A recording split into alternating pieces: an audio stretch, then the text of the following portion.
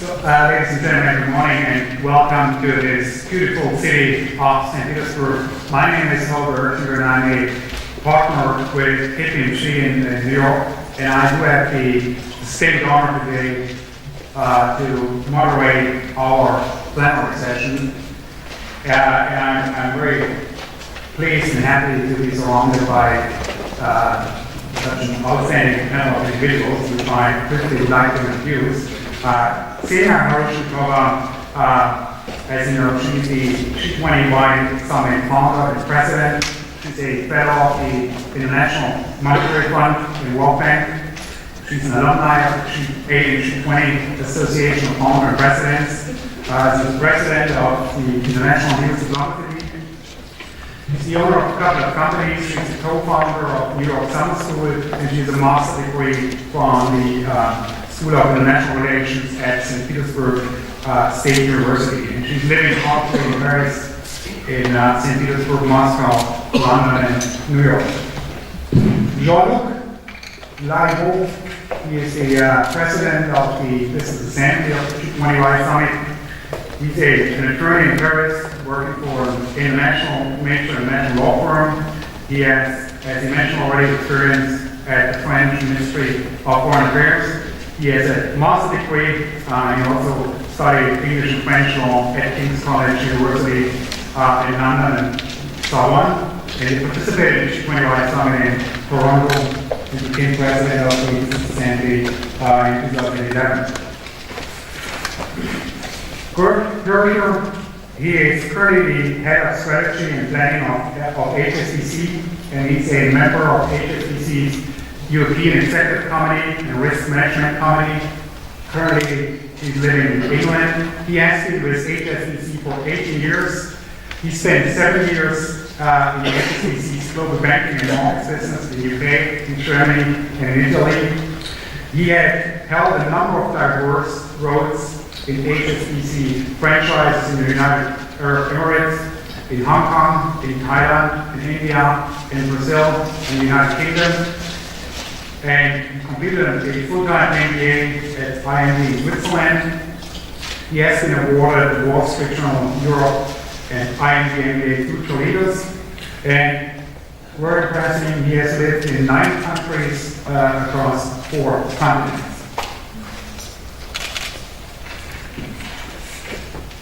Ben Lexman Narashinyan, he's currently the CEO, Vice President, and Chief Financial Officer of PepsiCo American Food in New York.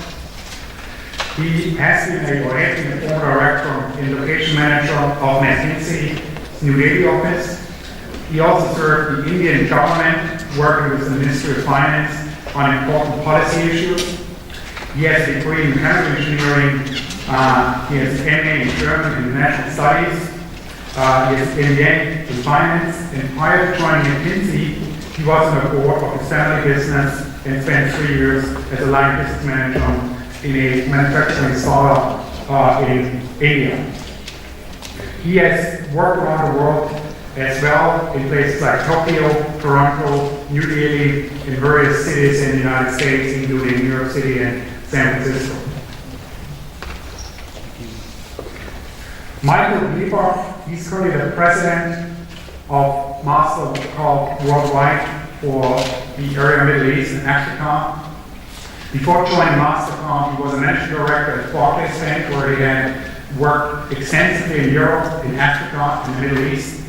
Prior to his tenure at Barclays, he held several senior leadership positions at Citibank, where he gained significant experience throughout various functions at the company, including consumer finance and investment banking and corporate banking. And he also is involved in a variety of community services. So I'm very pleased, or we should be very pleased to have such an outstanding group of individuals joining our panel and talking with us or to us about the G20 Summit and G20 matters. Now, what I would like to do now, before we start the panel discussion, I would like to spend maybe 15 or 20 minutes providing a brief overview about G20 itself and a little bit about the G20 Summit, and then specifically how those two institutions do relate or interact, or what the intention and objective is, what we would like to accomplish over the next 2 or 3 days. So as I said, I'm starting with an overview about the history of the G20 summits, and I'm trying to connect how that works or plays out what we are doing here, or what the G20 wide summits have been doing over the last 3-4 years. Now, overview and history of the G20 summits. And some of you might be confused because there are so many G, by the way, stands for group. There was a group of 5, there was a group of 6, there was a group of 7. At some point in time, there was a group of 33, and now again we are back at 20. Now, what does all that mean? And just, I thought it was a good idea to provide a little bit of context and perspective around what all that meant in the past. And really, we need to go back to the inception, which is about 40 years ago, in 1973. And let's take a look into the history book for a moment. In 1973, if you consider the geopolitical landscape by the time, there was a very serious military conflict between Egypt and Syria and Israel. And as a result of that, Israel went to some sort of nuclear war defense condition supported by the US government. And in response to that, the Arabian Organization of Petroleum Exporting Countries proclaimed an oil embargo. And that oil embargo eventually led to oil crisis in 1973 as a result of the disruption in oil supply. As a result of that, there was inflation because oil prices increased. And as a result of that, there was a global recession starting in 1973 with oil prices. Again, the initial inception point was actually the military and political conflict in the Middle East. And what happened then, George Shultz, by the time he was the Treasury Secretary of the United States, he assembled his colleagues from Japan, England, France, and Germany to talk about what could be done in order to somehow provide countermeasures against that recession that started in 1973. And when they met the first time, it was a very informal meeting. That meeting took place in the library of the White House in Washington, D.C., and that's the reason why that group of 5 initially was referred to as being the library group. And that's somehow the inception of the G20 summit. It goes on, goes on, goes on.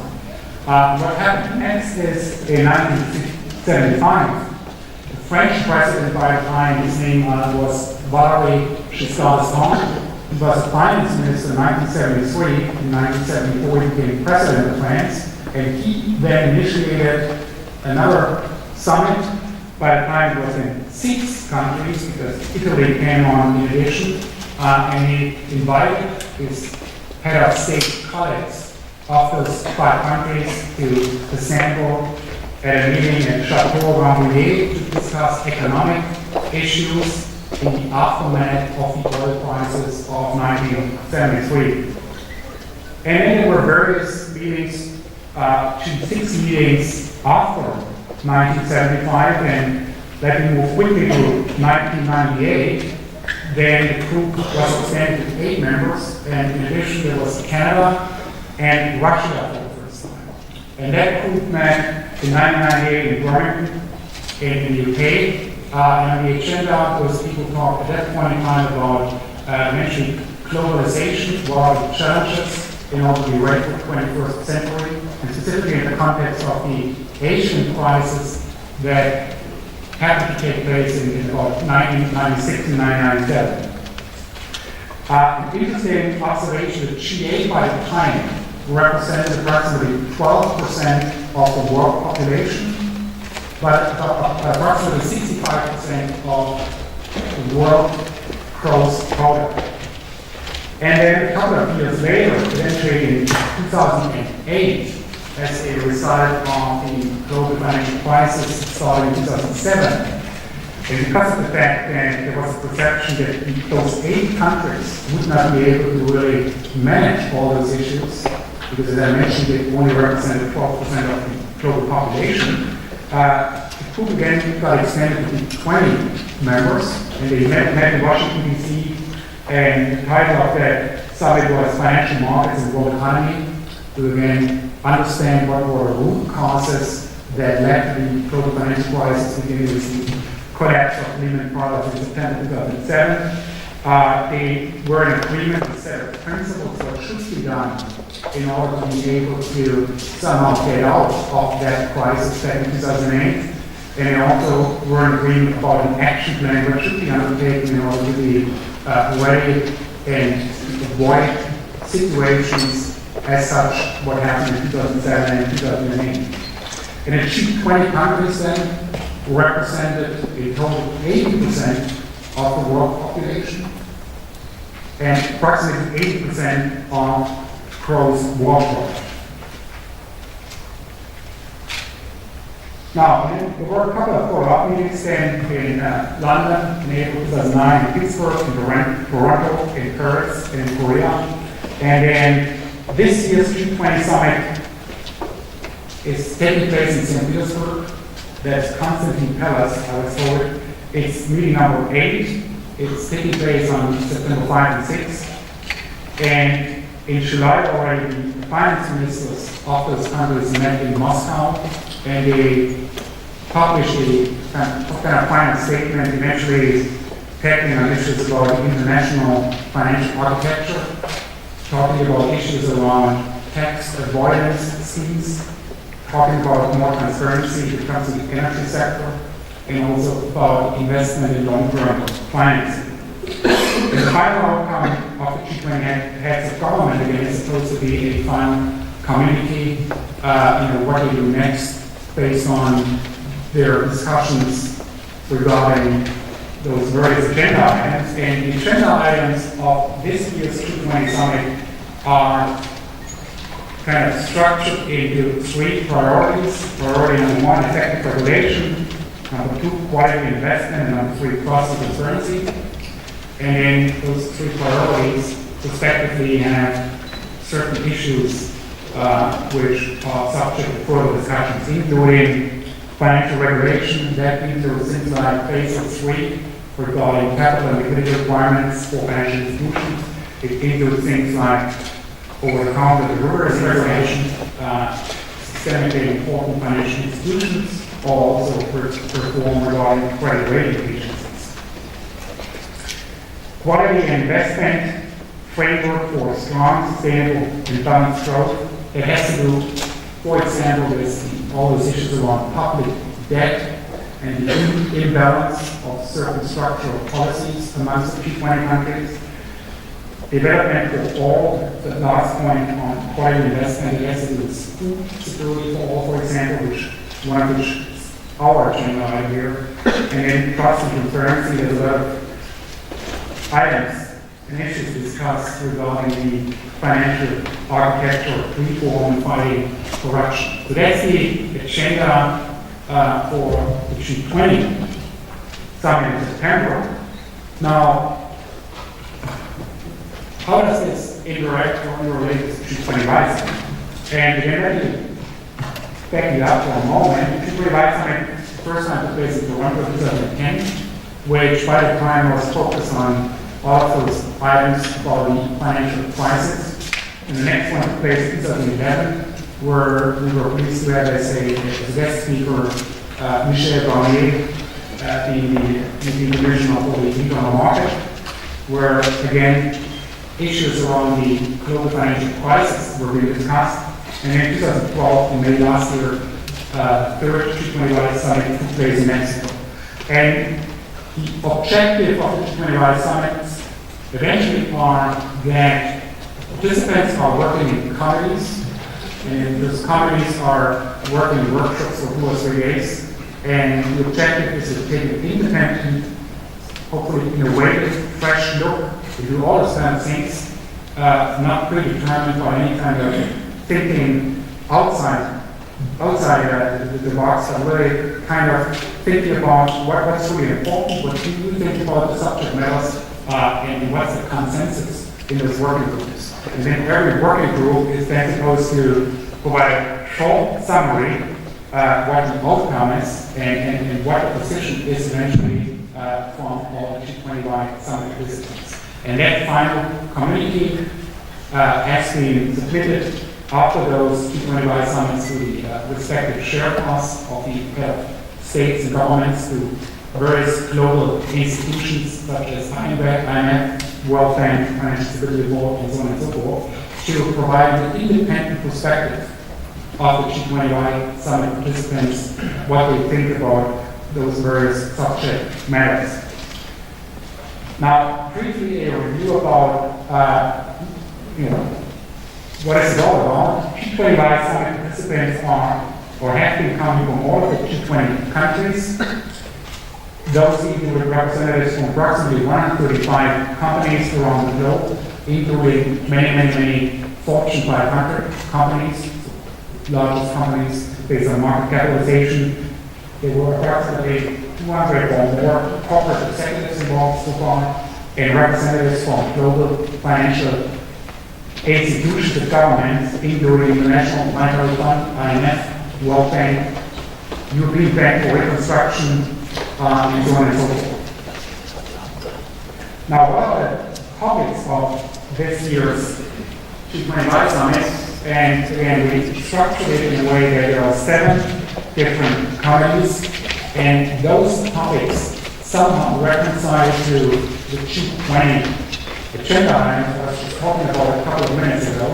There are a number of additions here, but generally speaking, they somehow reconcile, and we think that's the appropriate approach to see what's on the agenda of the G20 United States and provide independent perspective what the thinking is after you have worked out in your committee sessions, your conclusions. The first committee is on implementation of the G20 framework for strong, sustainable, and balanced growth.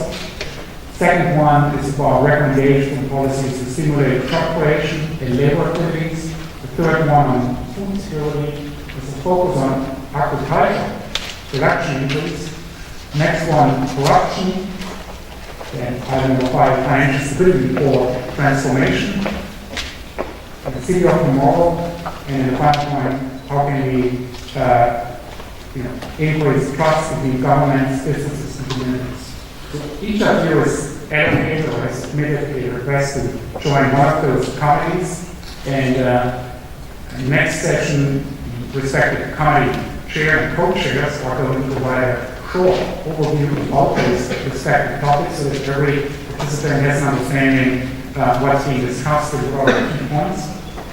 And then by the end of the day, on Saturday, hopefully every committee came up with a final conclusion for 1 or 2 pages of key points discussed and agreements between all the people who were sitting in those committees. So that's kind of a summary of what I want to get across. And maybe the first question I would like to ask now to the panelists, Xenia, could you provide a little overview to the participants? Why did you decide in 2010 to initiate G20Y summits? Who did you talk to, and what was your motivation and sentiment around it, so that we get a better understanding of what happened and why it happened?